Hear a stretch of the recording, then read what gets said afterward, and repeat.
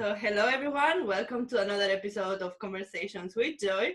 My name is Moni Rodriguez. I'm an author, speaker, and a coach, and I help women ignite their inner power so they can live with more peace, passion, and joy. And today I have an amazing woman. I was looking forward to talk to Claudia B Vogas. She's a very powerful woman. She's a mother and an amazing coach as well. And I would like you. And also we have Daria here. Oh, we have Jade as well, right? Yes. Look, Jade. Can you say hi? Hello, Jade. Jade, Hello. this So, doesn't work like YouTube. You cannot slide it up. yeah, Claudia, do you want to introduce yourself and tell everyone what you do and who you are, please? Yes, of course. My name is Claudia B Vogas, and I am a mother of this wonderful little tornado over there. And I'm married to a wonderful Brazilian man called Elio Vogas, and what I do right now is I create videos on emotional freedom, on full self-expression, on moral courage, meaning how to stand up for yourself and others. And I put those videos on YouTube so that people can help and heal themselves as well as stand up for others. And there's videos like advice videos, there's inspiration videos, there's blogs where you can see more of my daughter and my family. And I'm also going to create some challenges. It's going to come up soon, very, very soon. And the idea is pretty much of the challenge just to help people help themselves. Mostly those people that have experienced violence or abuse, and so they can heal themselves. So important. Yeah. Mm-hmm. Why are you so passionate about this, Claudia? Well, because I experienced quite a lot of different kinds of abuse as I was growing up. And so one was sexual abuse when I was 4 years old. Another one was bullying, physical bullying, being beaten up by 3 boys with branches. Mental, I don't know how you would call it mental bullying, but like I would call it more emotional bullying. Psychological, which is a very powerful one, but it's more hidden, you know, as well. It's not so evident. Exactly. Yeah. And it's, I think that for me it was the hardest part. 1 second. My mom left all the doors open, so my dog came in, and now my dog sniffed my daughter's hands, and she was like, ugh. That's real life. That's why I love to do this kind of conversation. That's real life, you know. We are glamorous and beautiful, but also we are human beings, and also people who cares, and that's what you're doing. All the life, busy life that you have, and you are following your calling and willing to share from your heart and from your experience how to help others to heal as well and not to suffer the same experience, which I think that's why I love so much your initiative, because I've been bullied as well, and I want to hear more as like what is your opinion, why it's important now to tackle these issues, and how was your experience as well? I think it kind of coincided with 2 things. For one, when I was pregnant, actually before I was pregnant, I wasn't able to speak up for myself at all.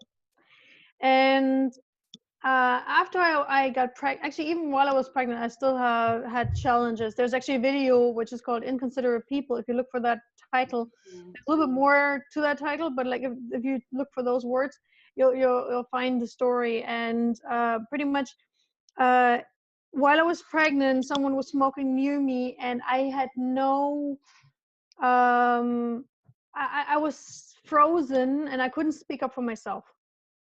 And even worse, I couldn't speak up for her, for my daughter. And she's bringing the books back and forth again. Anyway, and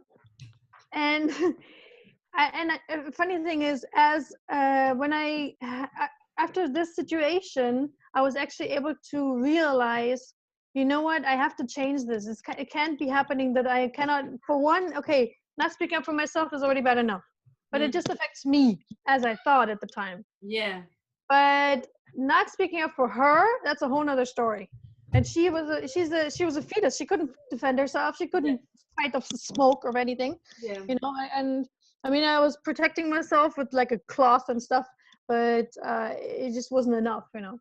And so that was the kind of key turnaround moment for me. And then later, because my husband is very, very good at speaking up for himself. Sometimes a bit too good. if there is such a thing. But I think he inspired me to look more into it. And then I came across a at the time I thought I still wanted to become only a speaker, and I'm not saying that's only, but like that's what thought I wanted to do. And so I was looking for different trainings for speaking, and then I did this exercise by Ted McGrath, I think is his name. Mm-hmm. And it was like creating different stories of your life, and like a success story, a money story, and relationship story, and all these different things, and the regret story. And the regret story was the story that got me, where I realized how me not speaking up for myself hurt other people in my life. Like how I was afraid of being bullied when I was going swimming with my dad. There's also a video about that, by the way. And I actually always postponed it. And then I remember the moment he died, I actually realized, you know what?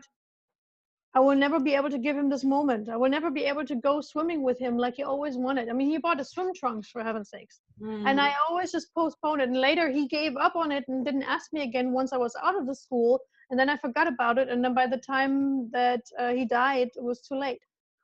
And there's more situations like that in my life where, because I was afraid to speak up and all the consequences that it could give to my life, I didn't speak up for other people. I remember seeing, and that one kind of, I don't know if I want to say haunts me, but I really wonder what happened to this woman. Because when I was in LA once, I did not speak up when I saw a woman being hit on the street by, I guess, her husband, her boyfriend, something along those lines. And they were at the bus station, and I remember I wanted to help her, but I was too afraid to go up and to confront the guy myself, because he probably would have just turned on me. Yeah. And then I thought, you know what, I'm going to walk a little bit further away and then call the cops. But then I thought maybe he's going to hear me and see me on the phone and going to come run after me. And then, because it was like, here was the bus station, and then there was like a big, long bridge.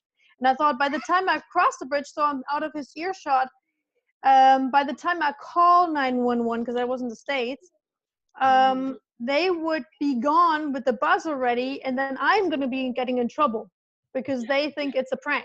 And so I ended up never calling. And that decision, because I was so afraid of speaking up, and that was in broad daylight. Yeah. You know, and that one kind of haunted me, and I'm still wondering. I wish if someone recognizes that story and they know that's them, please contact me. I would want to know. Anyway, so there's all these different stories where I didn't speak up for others, and it just happened to coincide right now with all this. How should I say? All this pain coming to the surface. Think about the Me Too. I don't know this campaign, but I always call it a campaign. I don't know why. The collective. All these people finally sharing their pain, and it actually helps frees them, and it also frees others. Using their voice, Using that voice and sharing it, because when you share it, it helps someone else do the same. And at one of the events, I actually did something similar where it was an event where people were supposed to break through. Yeah. It was not one of the events that we met, don't worry. It was another event. It wasn't London, but it was another event where I actually, at this event, people have to perform on stage and go be all outrageous. I see your video. You were talking about express yourself. But exactly. Yeah. Exactly. And the idea is pretty much, I wanted to help someone else free themselves from their limitations, from their limiting beliefs. And it actually helped a woman to accept her body as it was. Just because she doesn't have big boobs like I did, and many other people around her, doesn't mean that she's not wonderful, beautiful, and gorgeous. Yeah. And after she actually showed her boobs in front of about 100 people, she felt safe enough in her body, and she accepted her body, and she allowed her husband to touch her body as well. Wow.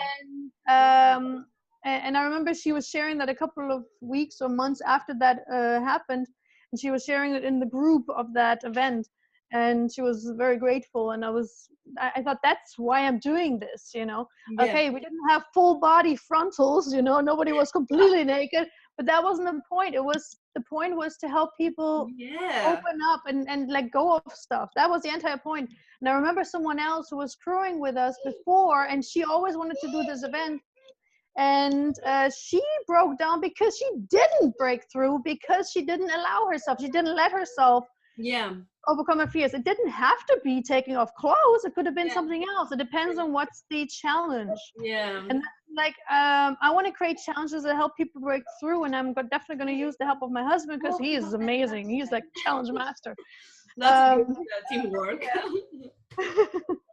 Yeah, like let's go like this. Like someone who had trouble going up to women, he told him, okay, ask 500 word, I don't remember, 50 or 500, 100, I don't remember, to where's the nearest sex shop. And this guy was very, very shy, but he helped him to break through that.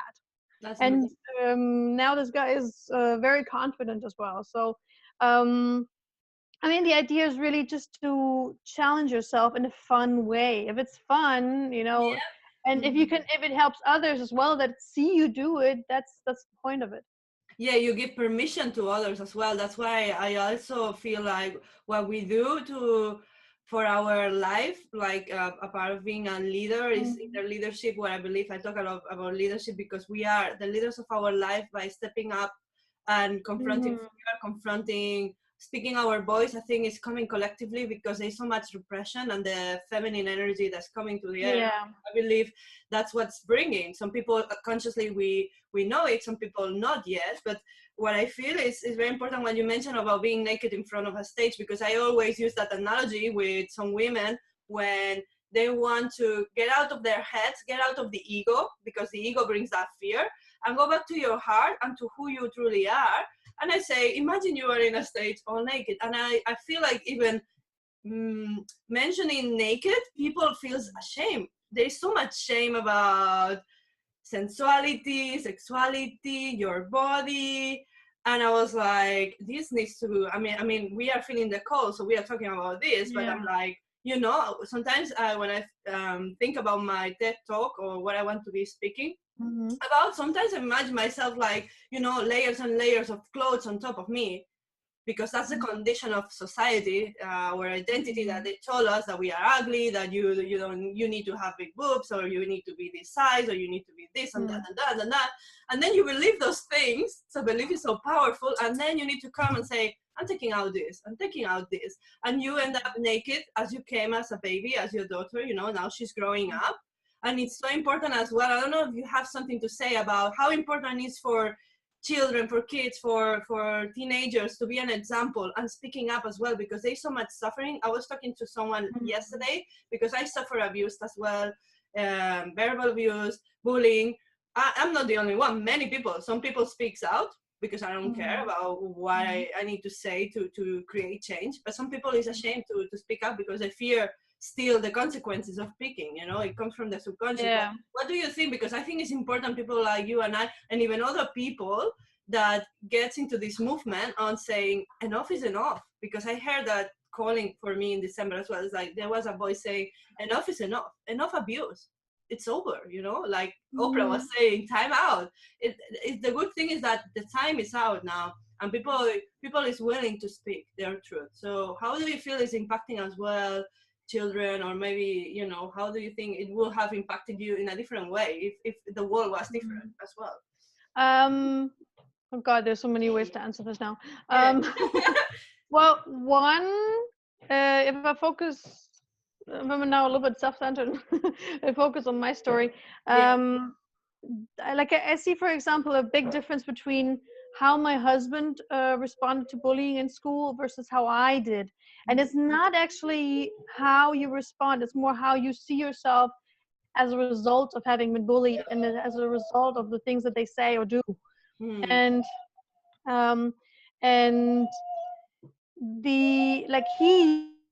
he never saw himself as a victim of bullying, for example. So he never took that in, what they said, they did. I, on the other hand, I saw myself as a victim. That's why I attracted even more. Now, I don't know if it has anything to do with the, I don't know if it has anything to do with me having been sexually abused when I was 4. But and he didn't have that, obviously. Not obviously, but he didn't have that. But still, we still have a choice. And one thing I've seen is that children very often interpret something that parents or other people might not even mean in that way. Like I had a client, and she was one of my favorite clients. And in her case, we were working through some limiting beliefs and pains and emotions that she had from coming from the relationship with her mom. And things that her mom said when she was young. One second, I just need to check on my daughter real quick. Okay. When I don't see her, I get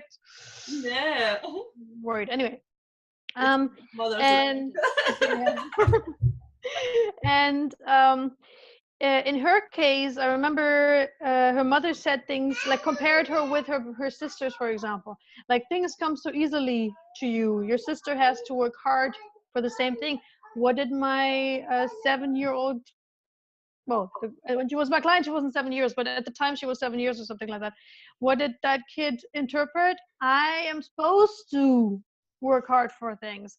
There's something wrong with me. So I think as parents, we need to make sure that when we say things that, like, where we either don't compare at all, or if you do, tell the kids the meaning that you want them to have. And my daughter is just taking apart progressive muscle relaxation. Oh god. Anyway, so we need to tell them what we want them to understand from the things that we say. Because their minds most likely going to interpret it in a different way. And that's one thing that I had to help my client as well with. And what else? So what else was what I want to make a point of? The language is very important when we communicate, and what we actually want to communicate. Now I remember. And it's important to let go of those limiting beliefs, and no matter what time, how old you are, it doesn't matter if you might be 117 or just 17 or 7, doesn't really matter. It doesn't have to be a 7, by the way, in that number. You can let go of the limiting emotions or beliefs at any time, and there's simple solutions, simple techniques that you can do. I mean, you can simply breathe it out. Like, if there's a belief, let me see, for example, I'm not good enough. I mean, pretty much everybody has that. And all you need to do is just breathe that sentence out. Breathe in, and when you breathe out, just think the sentence and imagine in your breath that's where the belief is, and you just breathe it out.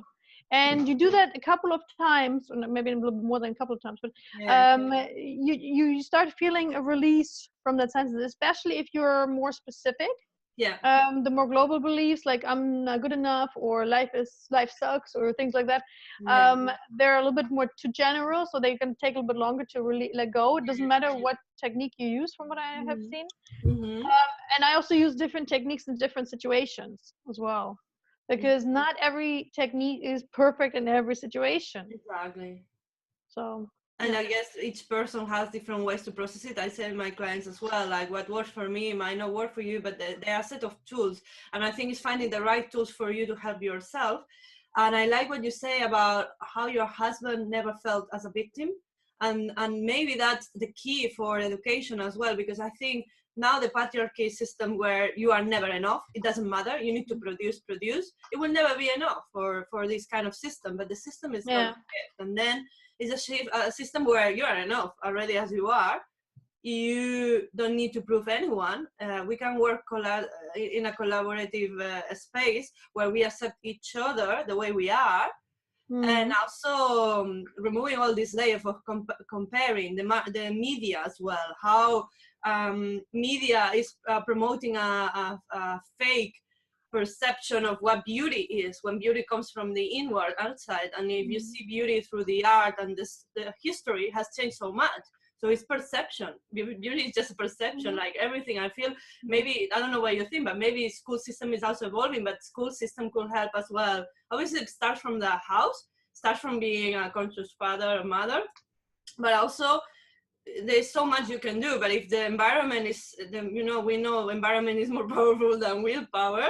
We heard that in the past, but the school system maybe need to promote that thing about, you know, yeah, we have marks, we need a system to measure your productivity or your growth in a way. But also comparing is so bad for kids, because, you know, if you don't get this specific mark, then you are not good enough, and then the kids laugh at you because you failed here. So this failure, constant failure mentality, this not enough mentality, I think is a maybe something that could evolve in the school system. I don't know how the school system is where you live, but how would you probably feel? I'm not sure yet how it is at this particular moment, because it has been quite a few years that I've been in the school system, and it's going to be a few years until she gets into it. But the way it used to be back then, I would say it was a lot. I think. I think as a school system, I was less worried about that and more worried about the bullies at the time. So I don't really remember much from the school. I do remember certain classes and having trouble in those, or being it being really easy for me. But the thing is, one of the problems with some of the, like, sometimes we have like bullying where there's one incident and then that's the thing that gets you. But then there's also like this constant thing that's going on, and those are a lot harder to get rid of. I see. Like, there's like this constant fear, or like these constant little bullying thingies, not like these big incidents, but because they're also emotionally easier to let go of. But it's like, if it's like this inner feeling, like when you think about your bully and you automatically have this feeling, very often it has something to do with like a lot of constant little things that was going on back then. And in my case, I chose to shut down. Like, I don't think the bullies made me not speak up for myself, but I think I chose to shut down and be silent, and kind of chose not to be seen back then, because I Wow. thought it was better than being bullied all the time. Yeah, but that's part of not being able to speak up, that you feel that you are not seen. But sometimes we decide to detach ourselves or to isolate ourselves, so to disconnect somehow from who we are, right? And so we take away our power by disconnecting. So, Yeah, it's different. There's something along those lines. So Claudia, well, I know your journey has been like a lot of breakthroughs, but what would you say was a moment or a sequence of breakthroughs that help you realize, yeah, I have the power, I'm not that victim, or how did you help yourself in a way so other people can feel like, okay, there's hope for me, and that's how I did it, basically. Trying to figure out now where I start. Are we speaking only about the speaking up now, or about sharing your voice? Yeah, speaking up, because I think that's when you share your voice, it's when you release a lot of energy in your body, because you start bringing the unconscious to the conscious, and then I feel like when you give permission to yourself to feel those things and to speak, and then from that place also you start realizing that actually when I speak, I'm healing others as well, because I'm sharing. I mean, I do groups of women. I think groups of people together speaking up are very important, because it gives permission to others. You mentioned about giving permission. So when do you think it was the biggest, or how do you live differently since that kind of change in you? Well, first I needed to make sure that I understand what my motivation pretty much was, I don't want to create pain for others by not speaking up for myself. I think that was the biggest turnaround. But when I realized that, when I was looking at the different situations where I did not speak up, and even by not doing something, I caused someone potential pain. Oh, interesting. Maybe I didn't cause physical pain to them by doing that, but by not doing something, I caused them to feel pain. By, for example, with my dad, he couldn't have this feeling. He probably felt rejected in some way because I kept on postponing it. Or with this woman, she ended up feeling more pain because I didn't speak up. Or with my daughter, I don't know how much she really got from the thing because I did everything I could to protect. But I could have easily just stood up and left. Yeah. But it was family that was doing it. So I wanted to, at the time it was so important, and this is maybe a key point. Um, the way I was raised, it was important for me to be the nice girl.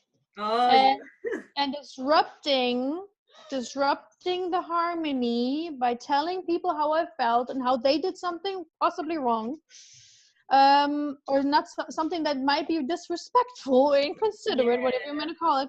That for me was not being nice. And like, say, for example, there was another situation where someone hugged me at an event from behind, and it was not my husband. And I realized I was not happy with him doing that, but I was so frozen. I remember literally to this moment being in this position where I had my arms like this, and I think the way he hugged me from behind was also kind of weird, so I felt like I couldn't move. Yeah. And at the same, and that pretty much because I didn't break free or make the guy move, my husband felt pain from that. Wow. He felt disrespected, and I understand that. The thing is, at the time, I really couldn't speak up. Oh, and that's something what I did back then to overcome. It's like a little challenge I gave myself. And what I did, it was a Tony Robbins event where that happened, where everybody hugs everybody pretty much. And or almost everybody. Anyway, and I chose on the very last day where everybody is the huggiest and everybody wants to hug everybody. I decided I'm not going to allow any man to hug me if they come up to me. But what I'm going to do is I'm going to give them a high five. And it was so hard saying no to hugs because I love hugs. I love getting hugs. It was also hard for me. But it helped me kind of start start a pattern of being able to say no. Boundaries. And set boundaries and speak up. Even though like there were people that were really nice, that I really wanted to hug, but I just said, okay, I stick to myself.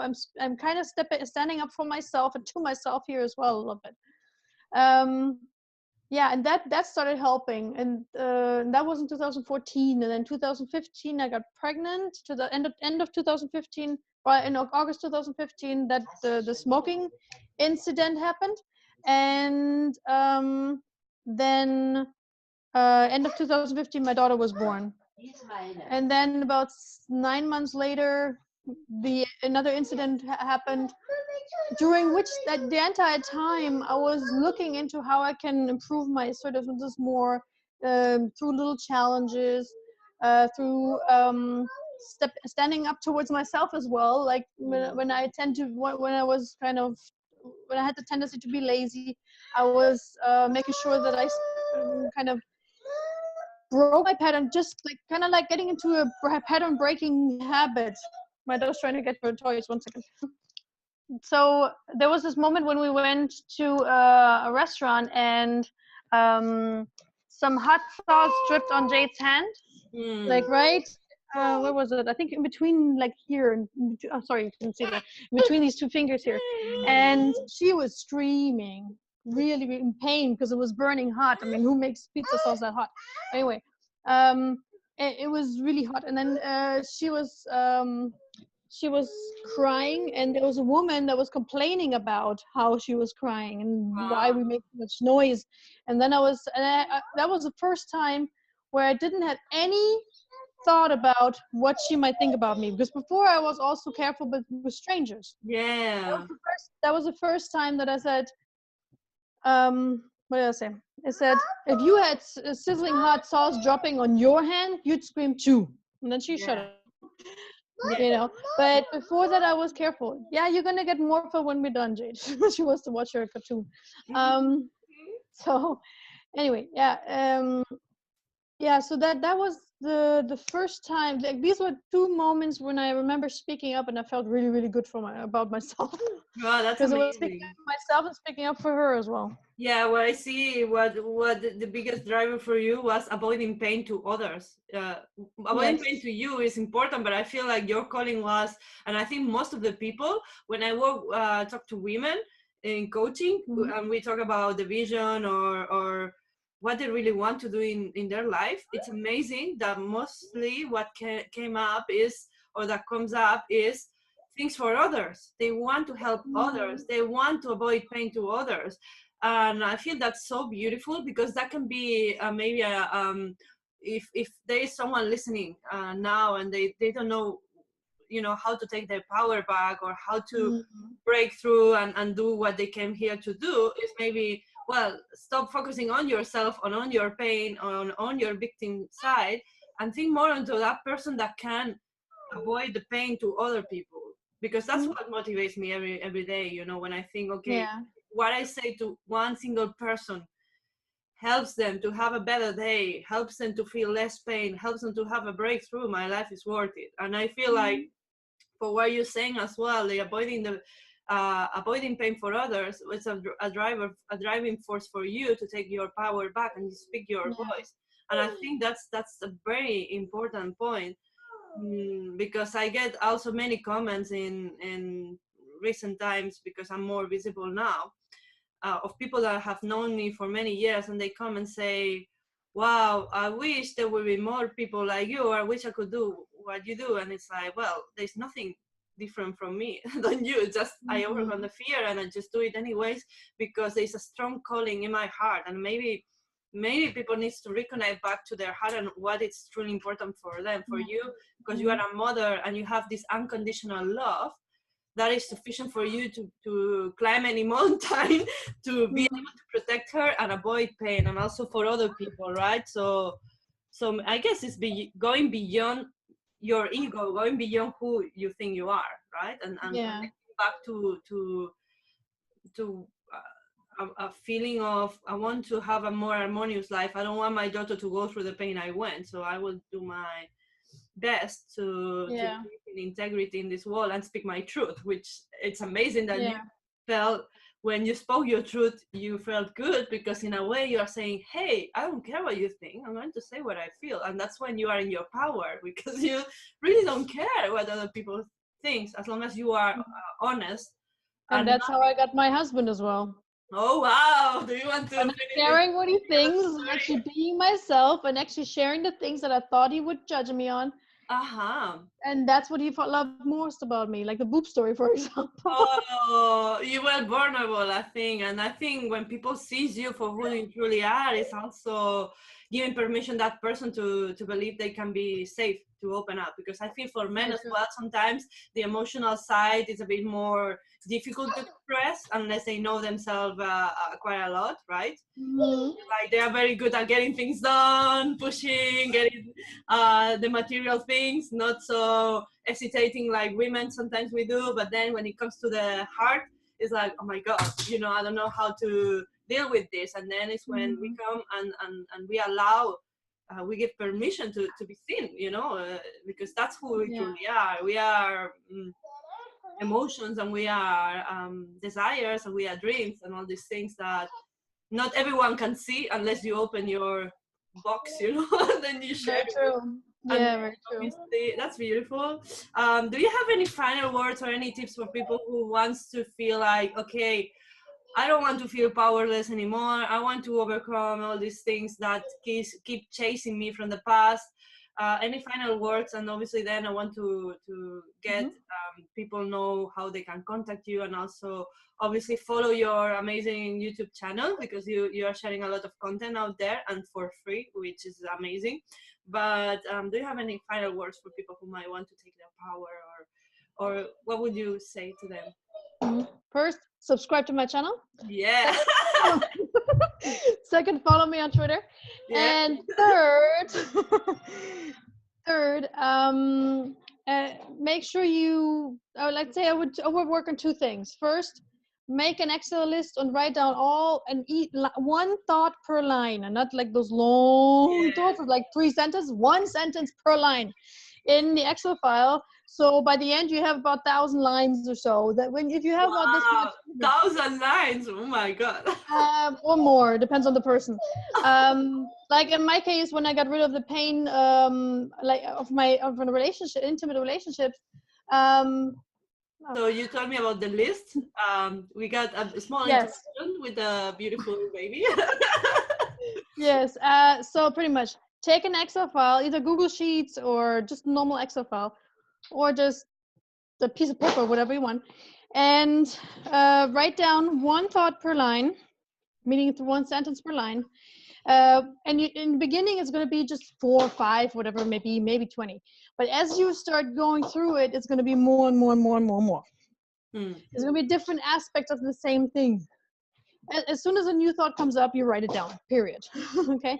And then next to the thought, you write down from 0 to 10, how much pain is this for me? 0, it doesn't touch me at all, no intensity. And 10, it's excruciating. Just trust your guts, trust your doesn't trust your intensity, but trust your intuition. What's the right number? I literally just imagine a number coming up, whatever the number is the number that I'm writing down. And then you start just what I do, or what I did as well, is sort the lines by the highest numbers first, because the thoughts and doubts and worries and beliefs, they all support each other. Okay, so and you start kind of breathing it out. Just breathe it out. If the sentence is I'm too young or I'm too old, whatever, you just breathe that out. You can breathe in whatever you want most in life. Could be freedom, could be empowerment, could be whatever is the thought, the word that the concept that you want to have, that you want to breathe into your life. And then when you breathe out, you just breathe out that sentence again and again until it's on 0, or at least until the number is 2 or 3 numbers down, and then you can go to the next one. Later you sort it again, and as you go down, you notice that the numbers are going to drop down. By the time you get to let's say the 6, it's already at a 4. Because they all support each other. That's one thing, getting rid of the limiting beliefs. And you're starting to, by the end of it, and especially if you focus on a specific area, like back then I focused on relationships. Next thing you can focus on your health, or the next thing you focus on your kids, or next thing you focus on business, whatever it may be. If you focus on these areas, it's a lot easier to get to the 0. And the second thing is challenge yourself. When you notice certain patterns for yourself, let's say when you're sitting home doing nothing and just and it starts becoming a pattern, interrupt that pattern by doing something, like forcing yourself to get up and do something. Or depending on what's the challenge, and what you might need to write down the things that you have trouble speaking up for and about. Maybe it's not speaking up, maybe it's the emotion.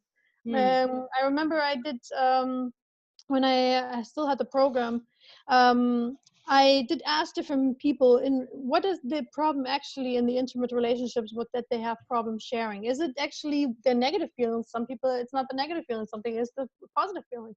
Sometimes it's their thoughts, what they think rather than what they feel. So whatever is your challenge, write down different challenges that you can create for yourself.